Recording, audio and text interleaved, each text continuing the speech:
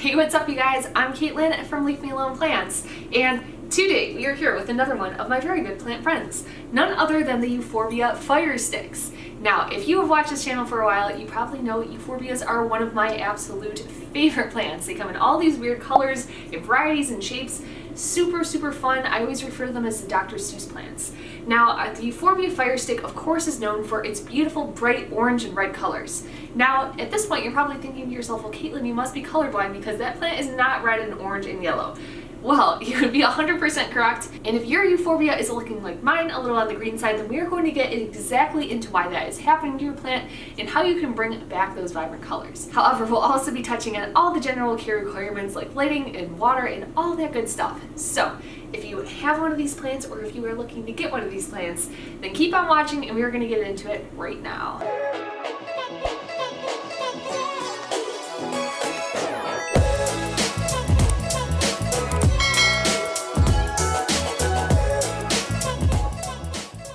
So when I began doing my research on this plant, I'm not gonna lie, I had kind of just assumed that these plants were native to somewhere in Arizona or maybe Mexico, as they seem to really thrive in these hot, sunny environments. However, it turns out they are actually native to Madagascar. Now perhaps Madagascar has like hot deserty areas. In my mind, when I think of Madagascar, I think of the movie. I like to move it. If you've ever been there, let me know if they're similar at all. But anyway, that's kind of going to guide us in going forward with how to care for this plant. Now, interestingly enough, many years back, a gentleman by the name of Gary Hammer had actually been exploring out in Madagascar, and he stumbled upon one of these plants while he was there. He ended up taking a few cuttings and wrapping it up in his old shirt and bringing them back home to the States with him.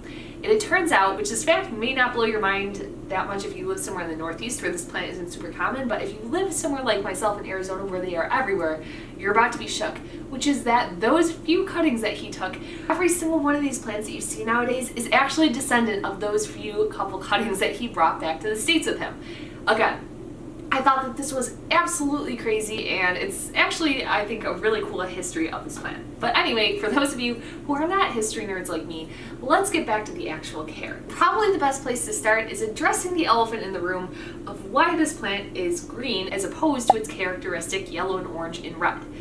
And the best place to start talking about this is probably watering. Now again, if you watch my channel very often, you'll know that I tend to be a bit of an underwaterer. However, recently I've been trying to change my old ways and have been going in and watering my plants more frequently and really staying on top of it.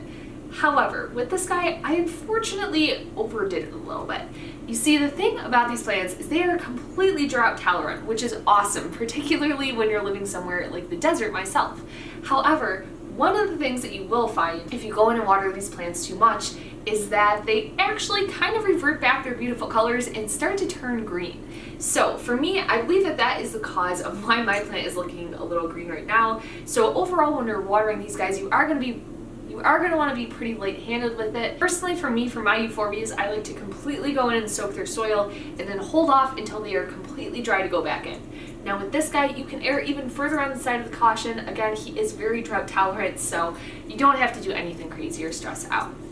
However, that is not the only reason why these guys can actually turn back to looking more green as opposed to their other colors. So another factor that plays into it, it may be affecting your plant, is sunlight. Like other euphorbia that we've discussed on this channel, this guy actually absolutely adores bright sunlight, and he can even handle direct Arizona sun, which is something pretty miraculous and pretty hard to come by, which you'll know if you live here. With that said, if you're trying to grow one of these guys inside, or maybe you have it outside but it's in a little bit of a shady spot and it doesn't seem to be super vibrant, it doesn't seem to be doing as well as it could, it's probably going to be your issue. Again, these guys really are going to like that super intense light to just make sure that they are growing to their full potential and getting those vibrant colors. And that brings us in to our final point, which is going to be temperature. Again, these guys are kind of native to a warmer environment, so they're really not going to want to go down and be in temperatures that are really anywhere below 50 degrees, but certainly not anywhere below freezing. So if you live someplace that gets a hard frost,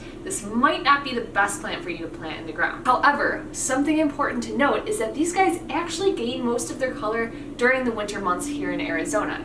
I thought that it was just me who was experiencing this problem, but actually as I walked throughout my neighborhood, I noticed a lot of the people who have these plants in their yard had them looking very similar to mine. And after digging and doing a little more research, I actually found out that these plants get more intense colors once they are exposed to a little bit of colder weather. So with that said, I'm not sure if it's something you could fake. I do wonder if I brought this plant inside for a couple weeks and if I would be able to kind of trick it into brightening up. But as of right now, it is summer here. It is super, super warm. It's already over the hundreds, so hopefully we're not in for another summer like last year.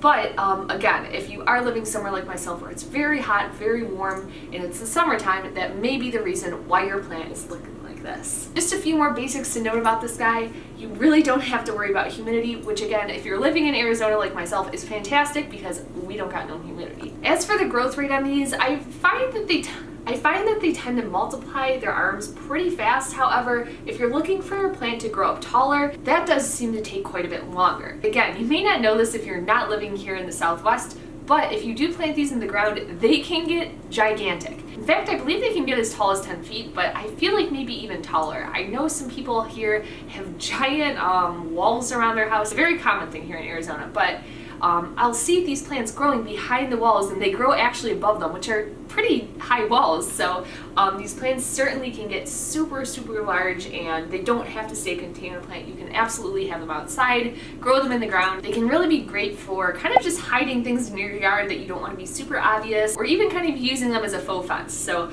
lots and lots of options with these plants. In fact, as somebody who came from New York where we have beautiful fall leaves and fall trees, to me this is actually kind of like an Arizona version of that, since as that weather cools down you have these giant bushes that turn these beautiful bright colors. So again, it is just kind of a fun plant to watch change and evolve throughout the year. Now, during the spring and summer months, you'll actually see they even get these little teeny tiny yellow flowers on them. Super tiny, pretty insignificant, but it's still just an added different look to your plant. I think that these are perfect for beginners. I really, really love them. However, the only thing that you do have to keep in mind with these plants, unfortunately, not only are they toxic, but if you cut them, they do leak this white milky sap that I've heard can cause a lot of skin irritation, and if you get it in your eyes, it's just not a good time. It gives a whole new meaning to the name fire sticks. So definitely if you're handling these, just handle them with care and be sure to kind of stay away from that sap. As for propagation, as you heard at the beginning of this video, you absolutely can propagate them and it is super easy. You literally just need to break off one of these little sticks, let it callus over,